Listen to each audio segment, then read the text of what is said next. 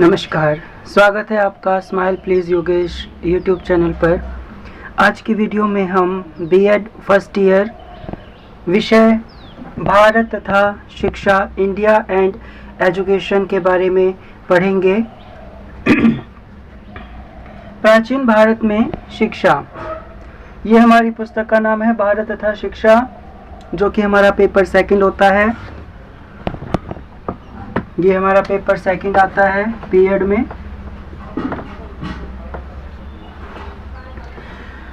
पहला हमारा चैप्टर है जिसका नाम है भारत में शिक्षा। प्राचीन काल में भारत में क्या शिक्षा प्रणाली थी, एजुकेशन इन एंशिएंट इंडिया।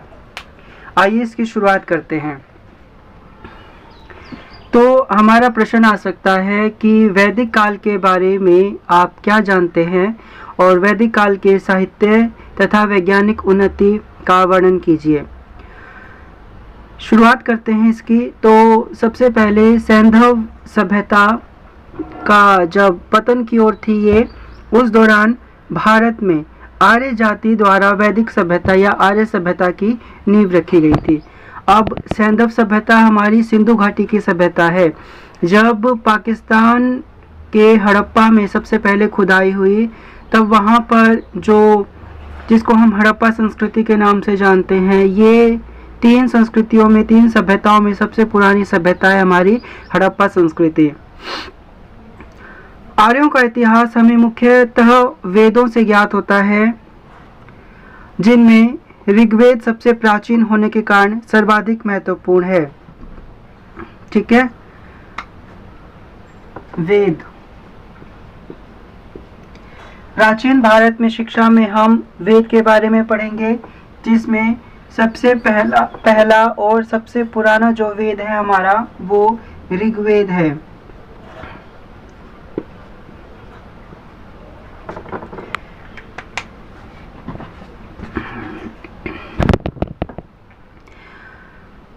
वेद शब्द की उत्पत्ति संस्कृत भाषा की विद धातु से हुई है, जिसका अर्थ होता है ज्ञान या जानना।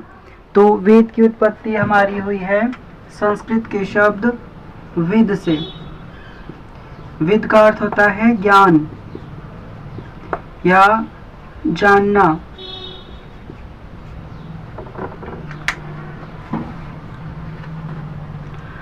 वीडियो हमारी लंबी रहेगी, लेकिन बीएड के छात्रों के लिए अति महत्वपूर्ण प्रश्न रहेगा ये। वेद ज्ञान का भंडार है। मुख्यतः 4 वेद प्रचलित हैं: ऋग्वेद, सामवेद, यजुर्वेद, अथर्ववेद। एक 5वां वेद भी माना गया है महाभारत को।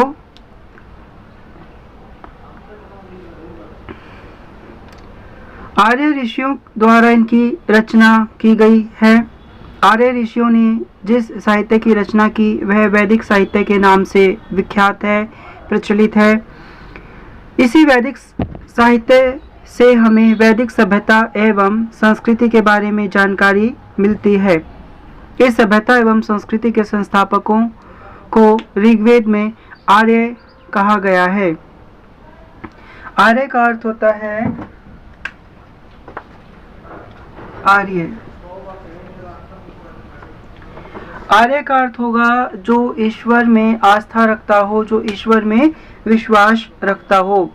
महाकवि कालिदास के काव्यों में सीता माता भगवान श्री राम को आर्य पुत्र कहकर संबोधित करती हैं।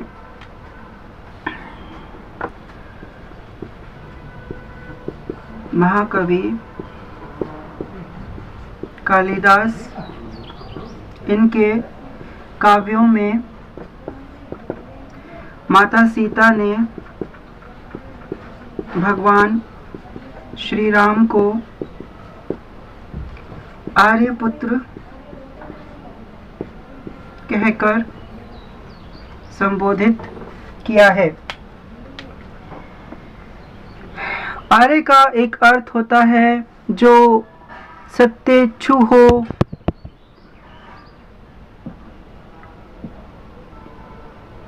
या फिर महान हो या श्रेष्ठ हो, आदर्श व्यक्ति हो, सज्जन साधु हो।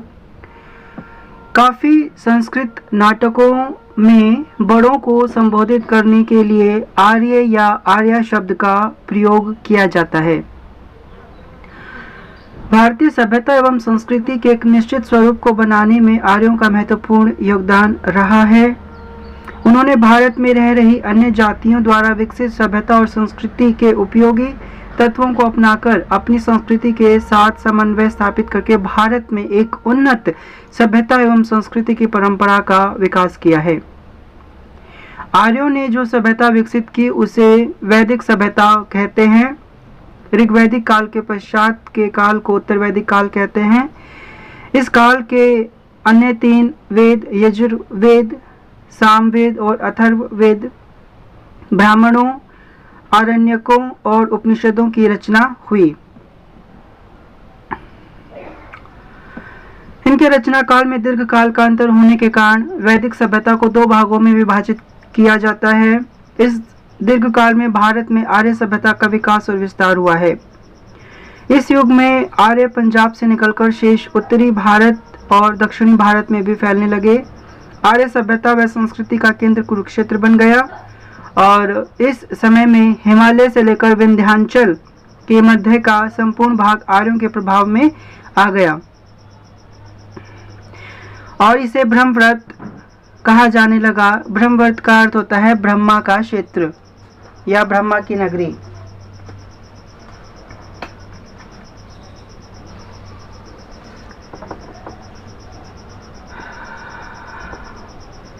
ब्रह्मवर्त, ब्रह्मा का क्षेत्र।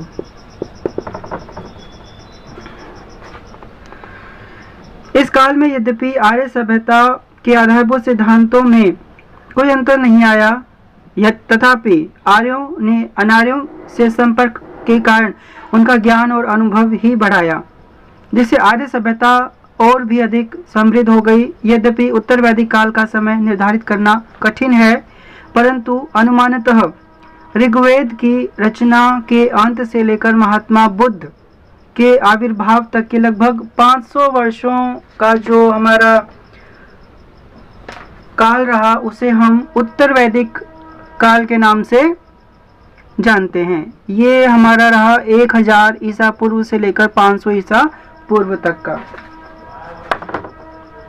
1000 ईसा पूर्व से लेकर 500 ईसा पूर्व तक का। 500 ईसा पूर्व तक का।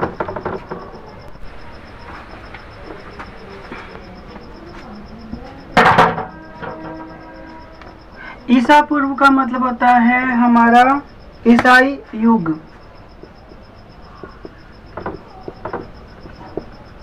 काफी जगह हमने बीसी लिखा देखा होगा, तो इस बीसी का मतलब है बिफोर क्रिस्ट, CHRIST, ठीक है, बिफोर क्रिस्ट। हम इसको BCE भी लिखते हैं। एक हमने AD शब्द भी सुना है। AD का मतलब होता है एनो डोमिनी।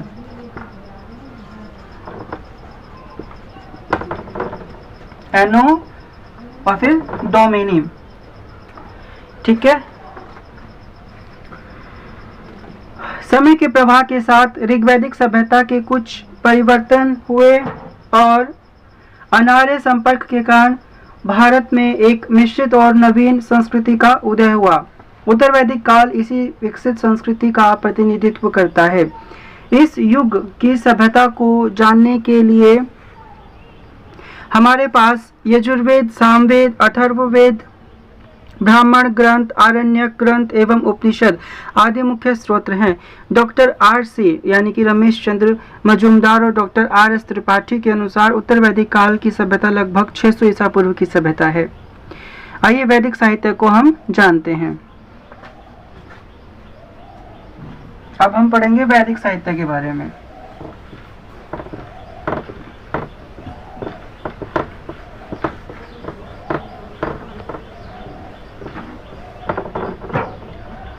वैदिक साहित्य, ये वे सारे हमारे टॉपिक हैं जो बीएड फर्स्ट ईयर में हमारे पेपर सेकंड में भारत और शिक्षा बुक के अंदर काम आने वाले हमारे वैदिक साहित्य। अब देखो वैदिक शब्द ही हमारा कुछ वेद से मिलता जुलता शब्द हमें नजर आता है, तो इसके बारे में अब हम पढ़ते हैं। वैदिक लिटरेचर क्या होता है? वैदिक साहित्य में प्रतिबिंबित राजनीति, समाज, धर्म और आर्थिक प्रणाली से पहले वैदिक साहित्य को जानना बहुत जरूरी होता है।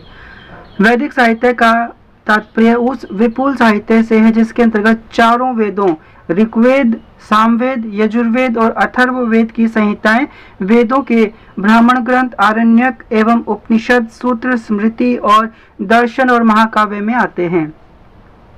यद्यपि इनका मूल उद्देश्य धार्मिक था, परंतु यह आर्यों के सामाजिक, धार्मिक, राजनैतिक और आर्थिक जीवन के बारे में जानने का हमारे पास मुख्य स्रोत हैं। इनका वर्णन इस प्रकार से है। पहला है हमारे पास वेद। पहला है वेद, वेदास। तो वेदों को भारत का सबसे प्राचीन साहित्य माना जाता है। वेद शब्द की उत्पत्ति विद से हुई है, जैसा मैंने आपको पहले बताया ही है। वेद शब्द की उत्पत्ति संस्कृत के विद शब्द से हुई है, जिसका अर्थ होता है ज्ञान को जानना या जानना। हम कर लेते हैं ज्ञान को जानना, ठीक है, ज्ञान को जानना, ज्ञानी बनना।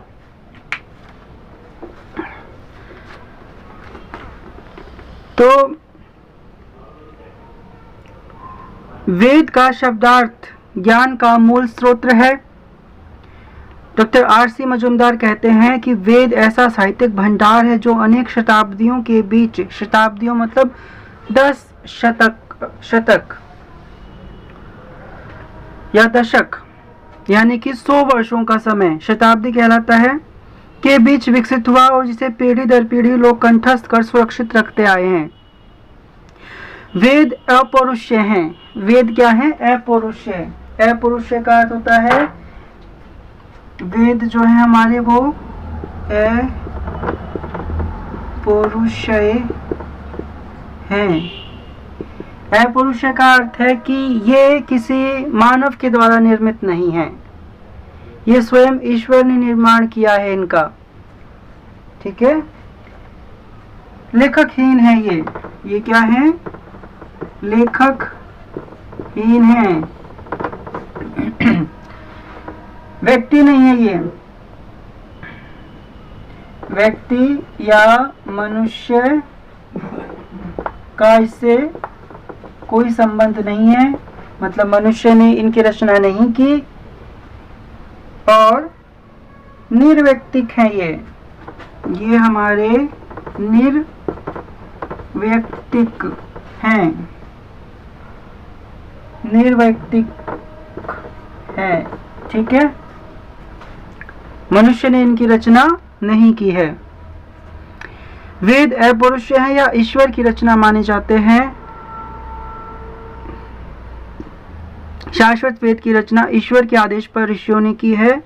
इन्हें श्रुति भी कहा जाता है और वेदों को संहिता भी कहा जाता है, क्योंकि विभिन्न युगों में विभिन्न व्यक्तियों द्वारा इनका संकलन किया गया है।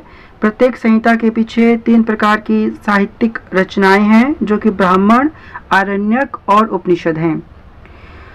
अब हम वेदों का विस्तार पूर्वक अध्ययन करने जा रहे हैं। पहला वेद है हमारा ऋग्वेद। वेद में भी हमारा पहला वेद कौन सा है? क्या भाग कर लेते हैं इसको? ऋग्वेद, ठीक है। ये सबसे प्राचीनतम हमारा वेद है। तो ऋग्वेद जो है वो चारों संहिताओं में सबसे प्राचीन है। चारों संहिताओं मतलब चारों वेदों में सबसे प्राचीन है। इस वेद के मंत्र अर्चन में प्रयुक्त होने के कारण इसे ऋक कहलाते हैं। ऋक, ठीक है। क्या कहलाएंगे ये? यहाँ लिख लेते हैं इसको, ऋक। क्या के नीचे हलंत, जिसका अभिप्राय होता है किसी प्रकार का मंत्र या ऋचा। ठीक है, ऋग्वेद के मंत्र किसी एक व्यक्ति या किसी एक युग की रचना नहीं है। इनका सृजन विभिन्न कालों में अनेक ऋषियों द्वारा किया गया। 10 पाठों में इनको विभक्त किया गया। 10 पाठों को 10 मंडल बोलते हैं। 10 मंडलों में विभक्त ऋग्वेद संहिता में 1017 सूक्त तथा कुछ विद्वानों के अनुसार 1028 सूक्त हैं। यानी कि ऋग्वेद को 10 मंडलों में विभक्त किया गया है, जिसमें सूक्तों की संख्या, सूक्त होते हैं एक प्रकार से वे शब्द जो बिल्कुल सरल होते हैं और जिनमें देवी देवताओं के नाम आते हैं। ठीक है, कुछ विद्वान 1017 और कुछ विद्वान 1028 सूक्त मानते हैं कि ऋग्वेद के अंदर 1028 सूक्त हैं। जैसा कि मैंने आपको बताया, सूक्त का अर्थ होता है अच्छी तरह या बोला गया या फिर सुनाया गया कोई मंत्र। और ऋग्वेद के अंदर मंत्रों की संख्या 10,580 है। 10,580 मंत्र, 10,580। 10 मंडलों में ऋग्वेद बटा हुआ है। इसको 10 पाठों में बांटा गया है। ठीक है, जिनको मंडल बोलते हैं। इनमें सूक्तों की संख्या 1017 भी है। कुछ विद्वान मानते हैं 1028 है। ठीक है, दोनों ही सही रहेंगे। मंत्र, इसमें 10,580 मंत्रों की संख्या बताई गई है। प्रत्येक सूक्त के साथ किसी ऋषि अथवा देवता का नाम भी मिलता है। विंटरनेट की मान्यता है कि ऋग्वेद के प्रथम और अंतिम मंडल बाद के हैं और दूसरे से 8वें मंडल को ऋषि मंडल द्वारा कहा गया है। वहीं दूसरे से 7वें तक की ऋचाएं गृहस्थ, मद, विश्वामित्र, वामदेव, अत्रि, भारद्वाज एवं वशिष्ठ ऋषियों ने संकलित की हैं। 8वें मंडल में ऋचाएं हैं वे विभिन्न ऋषियों द्वारा प्रकट की गई हैं। 9वें मंडल में सोम की स्तुति की गई है। सोम अर्थात चंद्रमा या शिव। सोम का अर्थ होता है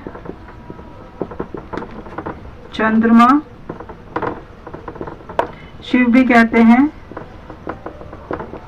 ठीक है, सोम से ही सोमरस होता है, सोम से ही सोमवार होता है और सोम से ही सोमनाथ है। सोमनाथ शिवलिंग की स्थापना चंद्रदेव ने भगवान शिव के लिए, शिव की उपासना के लिए की थी। सोमनाथ की स्थापना सोमवार। सोमरस एक प्रकार का अमृत तुल्य पेय माना गया है। ऐसा माना जाता है कि सोमरस जो है वे अमृत के समान प्रभावशाली हैं। तो 9वें मंडल में सोम की स्तुति गाई गई है, जो कि अन्य मंडलों में भी मिलता है। और प्रथम और अंतिम मंडल में सबसे अंत में जो इसको संबद्ध किया गया है। अगला है हमारा यजुर्वेद। आइए इसको जानते हैं।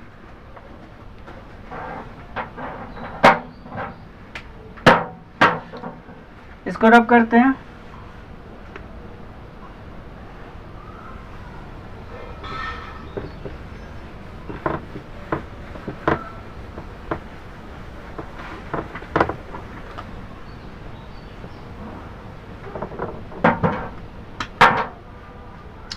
दूसरा है हमारा यजुर्वेद। ठीक है, यजुर्वेद। यजु का अर्थ होता है यज्ञ। यजु का अर्थ होता है यज्ञ करना। यज्ञ करते हैं हम, हवन, यज्ञ। इस वेद में अनेक प्रकार के यज्ञ विधियों का उल्लेख किया गया है। यह कर्मकांड प्रधान है और इसमें कुल 2086 मंत्र दिए गए हैं। किसमें? यजुर्वेद में। मंत्रों की संख्या 2086। इन मंत्रों को 40 भागों में, 40 अध्यायों में बांटा गया है। ठीक है, 40 अध्यायों में, भागों में इनको विभक्त किया गया है, बांटा गया है। इसका कुछ भाग गद्य में है, कुछ भाग पद्य में है। गद्य भाग का अर्थ होता है हमारा, एक तो होता है गद्य, एक होता है पद्य। सबसे पहले गद्य समझते हैं। गद्य वह होता है जो एक पैराग्राफ की तरह होता है, पैराग्राफ। जैसे इसके उदाहरण है ये नाटक, साहित्य, लेखन की, किसी की आत्मकथा, कोई कहानी, है ना, ये सारे पैराग्राफ में होते हैं। तो इसको हम गद्य बोलते हैं। और पद्य जिसके अंदर कुछ छंद होते हैं, कुछ रस होते हैं, जो अक्सर हमें कविताओं में देखने को मिलते हैं, जो हमें अक्सर पोयम्स में देखने को मिलते हैं, पोइट्री के अंदर देखने को मिलते हैं।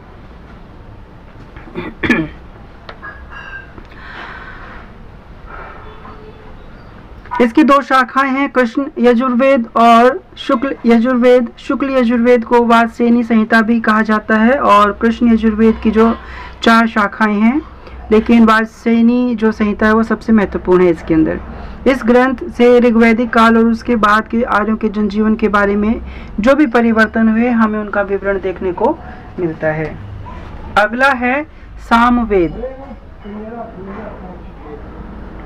रफ करते हैं इसको। अगला है हमारा सामवेद।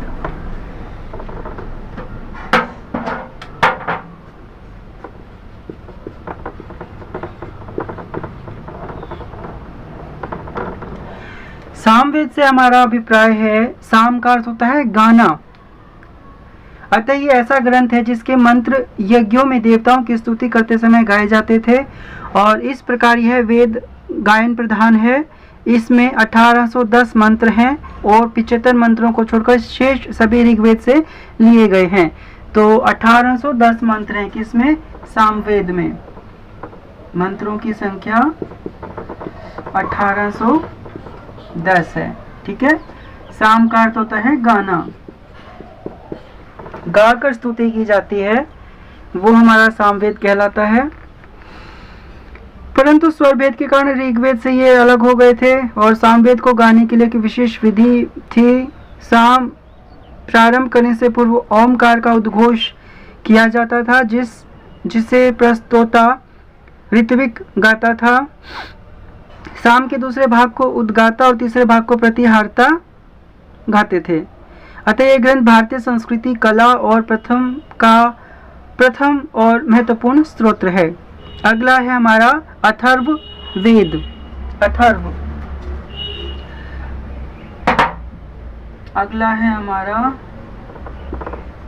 अथर्व वेद। ठीक है। इसे ऋषि अथर्वा ने लिखा था, उन्हीं के नाम पर इसका नाम अथर्व वेद पड़ गया है। तो समय के साथ साथ इन वेदों की रचना ऋषियों ने की थी, और अथर्ववेद की रचना अथर्वा ऋषि ने की थी, इसलिए इसे अथर्ववेद कहते हैं। इसके अंदर 40 अध्याय हैं, और प्रत्येक अध्याय इसका वर्ण है, विषय अलग अलग है। ठीक है। तो हम अध्यायों की संख्या जान लेते हैं। अथर्ववेद में अध्याय जो हैं वे 40 हैं।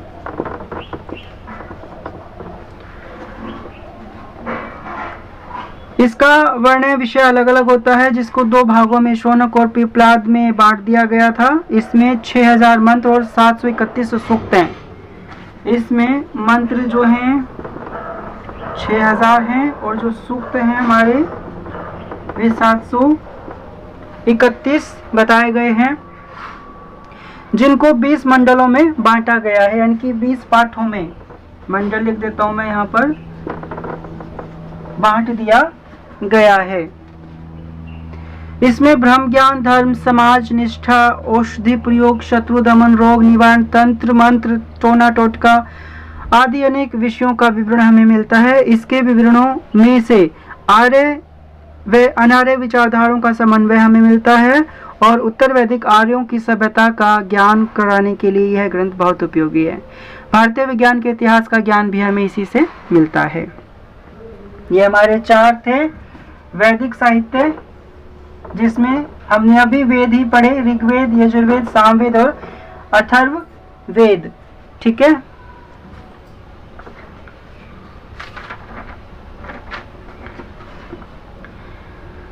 अगला है हमारा ब्राह्मण। अब देखो, समय के साथ साथ यज्ञों एवं कर्मकांडों की जटिलता बढ़ती गई, अतः यज्ञों के विधान और क्रियाओं को आसानी से समझने के लिए या वेदों की सरल व्याख्या के लिए रचित साहित्य को ब्राह्मण कहा गया है। अधिकांश ब्राह्मण ग्रंथ गद्य में लिखे मिलते हैं, परंतु कहीं कहीं पद्य में भी ये मिलता है। प्रत्येक ब्राह्मण का किसी एक वेद के साथ संबंध होता है। अगला है इसके बाद आरण्यक। दूसरा हम कर लेते हैं, पहला वेद हो गया हमारा, बाकी को रब करते हैं।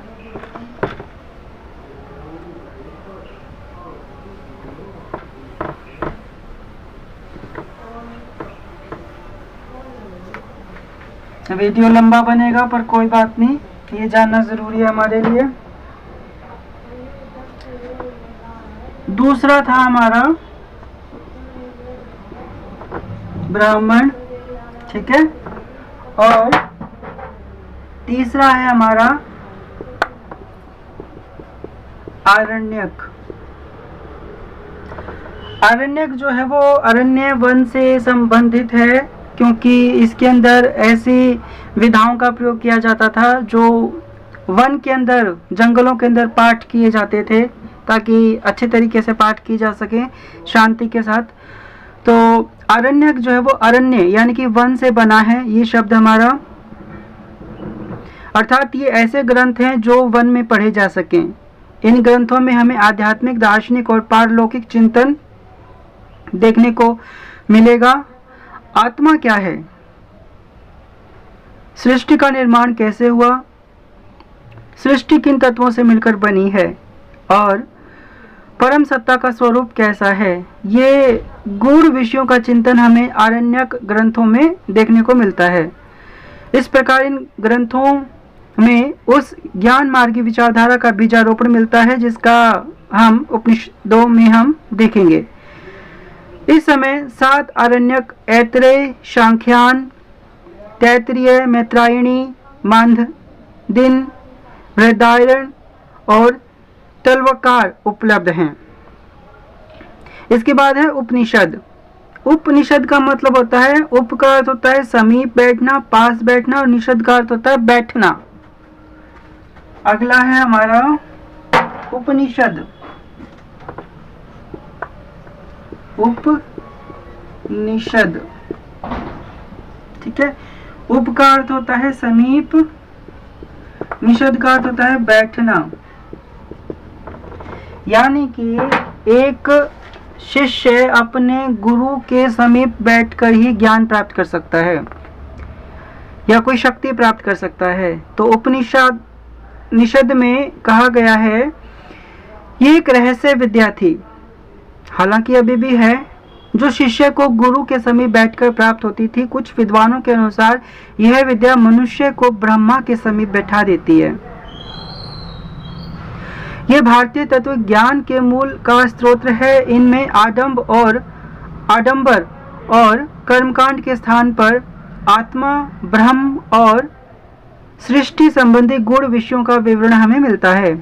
उपनिषद विभिन्न कालों के हैं। इनमें शैली, भाषा और विचार के अनेक स्तर मिलते हैं। ऐसा माना जाता है कि ऋषियों ने 800 से 500 ईसा पूर्व के मध्य 108 उपनिषदों की रचना की है, परंतु इनमें 12 जिसमें ईश, केन, कठ, प्रश्न, मुंडक, मांडुक्य, तैत्तिरीय, ऐतरेय, छांदोग्य, बृहदारण्यक, कौशितकी और श्वेताश्वेतर ये सब मुख्य हैं। इनमें यदि विश्व साहित्य में सर्वश्रेष्ठ कहा जाए तो कोई अतिशयोक्ति नहीं होगी। अगला वेदांग, ठीक है, अगला है हमारे पास वेदांग।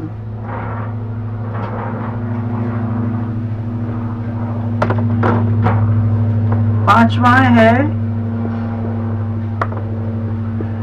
वेदांग। वेदांग क्या होता है? वेदों के अलग मतलब वेदों का जो अध्ययन है उनको सरल बनाने के लिए इन ग्रंथों की रचना की गई है। इनकी 6 संख्या होती है। ये अलग अलग विषयों से संबंधित है, जिसमें शिक्षा, कल्प, व्याकरण, निरुक्त, छंद और ज्योतिष आते हैं। शिक्षा में वैदिक स्वरों का विशुद्ध रूप से उच्चारण मिलता है और कल्प का अर्थ है विधि नियम, कोई रूल, कोई एक्ट। इसमें इस यज्ञ की वेदियां और मंडप बनाने और यज्ञों के नियमों के साथ साथ मनुष्यों के जो विभिन्न प्रकार के अधिकार और कर्तव्य हैं उनका विवरण दिया गया था। अब विभिन्न प्रकार, जब हम यज्ञ करते हैं तो विभिन्न प्रकार के कुंड बनाए जाते हैं, ठीक है। जैसे आयत में कुछ होते हैं, है ना, कुछ वृत्त कुंड होते हैं, कुछ चतुष्कोण कुंड होते हैं, कुछ अष्टास्त्र कुंड होते हैं, कुछ समषष्ठ कुंड होते हैं, कुछ पद्म कुंड, कमल कुंड होते हैं, कुछ त्रिकोण कुंड होते हैं, विषम अष्टास्त्र कुंड होते हैं, अर्धचंद्र यानी कि अर्धवृत्त कुंड होते हैं, विषम षटास्त्र कुंड होते हैं और योनि कुंड होता है। एक दो कुंड मैं आपको बनाकर दिखा देता हूँ। यहाँ पर यज्ञ कुंड जो वृत्त के आकार का बने, ठीक है, ये व्रत कुंड हो गया। हवन, यज्ञ आदि इनमें किए जाते हैं, ठीक है। उसके बाद एक समषड्स्त्र कुंड बनाते हैं। यहाँ पर ये ऐसे बनता है कुछ,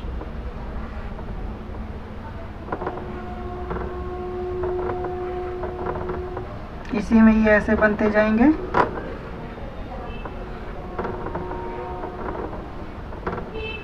ऊपर से भी बनेगा,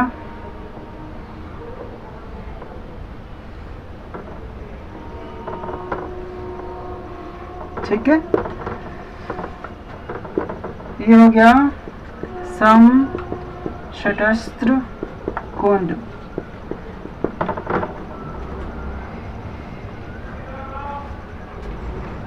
अर्धचंद्र कुंड एक, अब बताता हूँ आपको, ये अर्धवृत्त होता है हमारा। जैसे हमारा वृत्त होता है उसका लगभग आधा भाग, वृत्त का आधा भाग, ठीक है। ये हमारा अर्धचंद्र भी बोलते हैं इसको, या अर्धवृत्त भी बोलते हैं, कुंड होता है। बहुत प्रकार के कुंड होते हैं, योनि कुंड भी होता है, इस प्रकार से बनता है।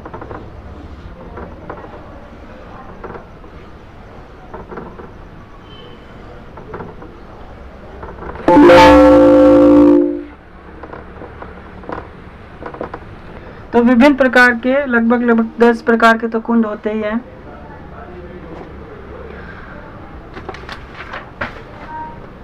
फिर आते हैं हमारे सूत्र। फिर आएंगे हमारे पास सूत्र। अब सूत्र क्या होता है? सूत्र का मतलब होता है किसी चीज को आसानी से, आसान भाषा में सरलीकरण के द्वारा समझा जा सके। तो उत्तर वैदिक काल में साहित्य रचना की एक नई शैली का विकास हुआ। इन्हें सूत्र कहा जाता है। इनमें कम से कम शब्दों में अधिक से अधिक बातें कहने का प्रयास किया गया है। इनका निर्माण इसलिए किया गया ताकि लोग वैदिक साहित्य को आसानी से समझ सके। इसके 3 भाग हैं: श्रोत सूत्र, ग्रहेय सूत्र और धर्म सूत्र। इनमें अब श्रोत सूत्र में क्या होता है? यज्ञ, बलि और अन्य धार्मिक रीति रिवाज संबंधी अधिनियम बनाए जाते हैं। ग्रहेय सूत्र में, जिसमें जन्म से लेकर मृत्यु तक के सभी यज्ञ और अनुष्ठानों का विधि पूर्वक वर्णन किया जाता है। फिर आता है धर्म सूत्र। इसमें नैतिक और चरित्र संबंधी, नीति संबंधी जो भी विधान है वे शामिल हैं। अगला है उपवेद। उपवेद 7th उपवेद है हमारा।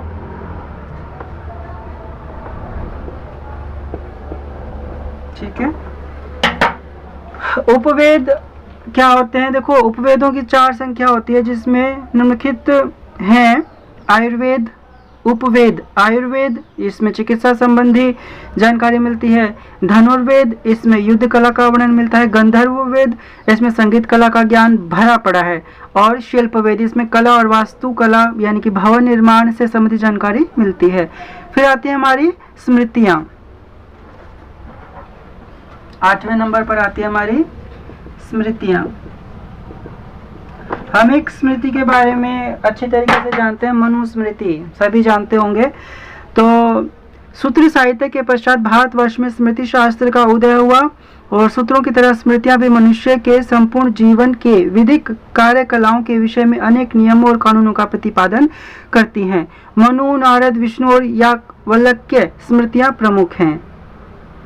फिर आते हमारे पुराण। नेक्स्ट है पुराण। इनके बारे में भी अधिकतर छात्र जानते होंगे, ठीक है, जैसे मत्स्य पुराण, श्रीमद् भागवत पुराण आदि। अब देखो, पुराण का अर्थ ही है प्राचीन, यानी कि पुराण साहित्य के अंतर्गत वह सभी साहित्य आ जाते हैं जो प्राचीन भारत के धर्म, इतिहास, विज्ञान आदि का वर्णन करते हो। पुराणों की 18 संख्या होती है। इनका संकलन 500 ईसा पूर्व से 500 ईस्वी तक हुआ और 18 पुराणों में मत्स्य पुराण, वायु पुराण, विष्णु पुराण, ब्रह्मांड पुराण, भागवत पुराण, मार्कंडेय पुराण, गरुड़ पुराण आदि महत्वपूर्ण हैं। प्रत्येक पुराण के 5 भाग हैं और पुराणों को पंचम वेद भी कहा जाता है। हमने कहा था ना शुरू में, वेदों की 5 संख्या। वैसे वेद 4 प्रकार के हमारे थे, ऋग्वेद, सामवेद, अथर्ववेद, यजुर्वेद, लेकिन 5वां वेद भी कहा गया है, किसको? वो पुराणों को कहा गया है। तो पुराणों को पंचम वेद भी के नाम से भी जाना जाता है और प्रथम भाग में के सर्ग में अर्थात जगत की सृष्टि और द्वितीय भाग के प्रतिसर्ग में यानी कि प्रलय के बाद जगत की पुनः सृष्टि और तृतीय वंश अर्थात ऋषियों और देवताओं की वंशावली और चौथे भाग में मनवंतर अर्थात महायुग और 5वें भाग में वंशानुचरित अर्थात प्राचीन राजकुलों के इतिहास का वर्णन किया गया है। पुराण भारतीय संस्कृति का व्यापक चित्र प्रस्तुत करते हैं और पुराणों इसमें हिंदुओं के धार्मिक रीति रिवाजों, पूजा विधियों, व्रत, श्राद्ध, जन्म, विवाह, मृत्यु के समय किए जाने वाले संस्कारों पर विस्तार पूर्वक प्रकाश डाला गया है। पुराणों में प्राचीन भारतीय राजवंशों का इतिहास भी दिया गया है। इनमें यद्यपि ऐतिहासिक घटनाओं के साथ काल्पनिक घटनाओं का मेल कर दिया गया है, परंतु फिर भी ये प्राचीन भारतीय इतिहास के महत्वपूर्ण स्रोत रहे हैं। अगला आता है 6 दर्शन, 10वां भाग मानते हैं हम इसको।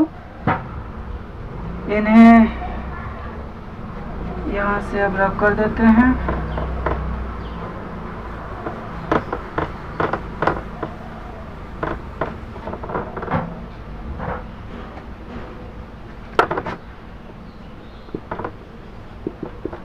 छह दर्शन। उपनिषदों में जिस दार्शनिकता पर विचार किया गया उस पर विभिन्न विद्वानों ने अपनी व्याख्याएं दी हैं जो भारतीय दर्शन के 6 स्कूलों के रूप में मानी जाते हैं, इसलिए इसको हम 6 दर्शन के नाम से जानते हैं। जैसे कपिल का सांख्य, पतंजलि का योग शास्त्र, गौतम का न्याय, कणाद का वैशेषिक, जैमिनी का पूर्व मीमांसा और व्यास का उत्तर मीमांसा। ठीक है। गौतम ने अपने न्यायदर्श में मुक्ति का आधार ज्ञान को माना है। पतंजलि के योग दर्शन से पता चलता है कि मनुष्य ध्यान और साधना द्वारा मुक्ति की प्राप्ति कर सकता है। और भारतीय दर्शन की प्रशंसा में मोनियर विलियम्स ने कहा कि दर्शन शास्त्र के संबंध में यूरोप के प्रथम दार्शनिक पाइथागोरस और अफ्लातून दोनों ही हिंदुओं के ऋणी रहेंगे। 11वें में आते हैं महाकाव्य। 11वां जो भाग है वे हमारे महाकाव्य हैं। ठीक है। रामायण, महाभारत, ठीक है, वाल्मीकि द्वारा रचित रामायण, वेद व्यास द्वारा रचित महाभारत, सभी इन महाकाव्यों से भली भांति परिचित हैं, जिसमें हमें जीवन का रहस्य मिलता है। तो दी एपिक्स जो होते हैं, महाकाव्य जो होते हैं, वो उत्तर वैदिक काल के 2 महान ग्रंथ हैं, रामायण और महाभारत। महर्षि वाल्मीकि ने रामायण महाकाव्य की रचना की और वेद व्यास जी ने महाभारत की रचना की। ये रचयिता माने जाते हैं। विद्वानों का मानना है कि इनकी रचना 500 ईसा पूर्व से लेकर 200 ईस्वी तक हुई है। दोनों काव्यों के अंदर हिंदुओं की गहरी आस्था है। रामायण में जहाँ राम और रावण के युद्ध की चर्चा की गई है, वहाँ महाभारत में पांडवों और कौरवों के युद्ध की चर्चा की गई है। रामायण में 24,000 और महाभारत में 1,00,000 श्लोक हैं। ये चीज़ हमें याद रखनी चाहिए। रामायण के अंदर 24,000, महाभारत के अंदर 1,00,000 श्लोक हैं।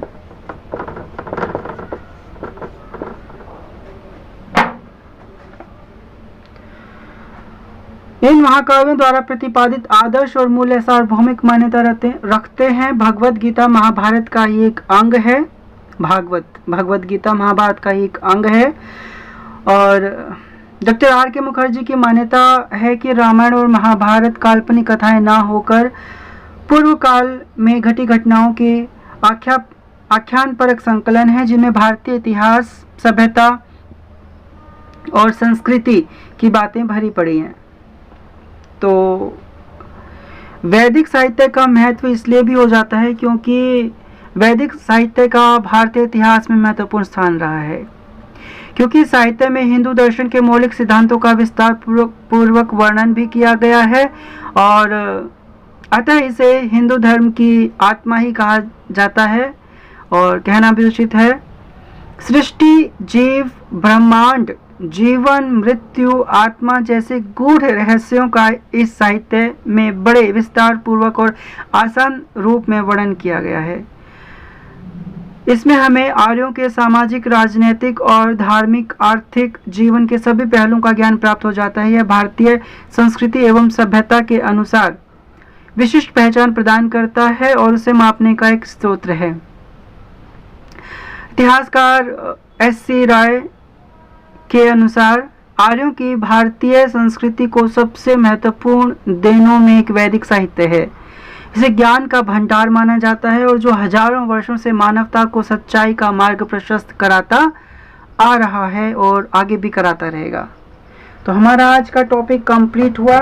आज के टॉपिक में हमने बहुत सारे वैदिक साहित्यों को जाना। एक फटाफट से इसका रिकैप ले लेते हैं जल्दी से। वेद, ब्राह्मण, आरण्यक, उपनिषद, वेदांग, सूत्र, उपवेद, स्मृतियां, पुराण, 6 दर्शन, महाकाव्य आदि, ये सारा हमारा रहेगा प्राचीन भारत में शिक्षा का जो हमारा चैप्टर है उसमें, अगर वैदिक साहित्य का प्रश्न आ जाता है उस कंडीशन में। ठीक है, तो मैं उम्मीद करता हूँ कि आपको ये टॉपिक बड़े ही अच्छे तरीके से और एक इंटरेस्टिंग वे में समझ में आया होगा। अगर वीडियो पर पहली बार आए हैं, चैनल पर पहली बार आए हैं, तो जल्दी से चैनल को सब्सक्राइब कर लीजिए और नोटिफिकेशन बेल को दबा लीजिए ताकि हर नई वीडियो आप तक सबसे पहले पहुंच जाए। और वीडियो यदि अच्छा लगे तो जल्दी से वीडियो को लाइक, कमेंट और शेयर कर दीजिए। अब मिलेंगे एक अगली नई वीडियो में किसी नए और इंटरेस्टिंग टॉपिक के साथ। तब तक नमस्कार।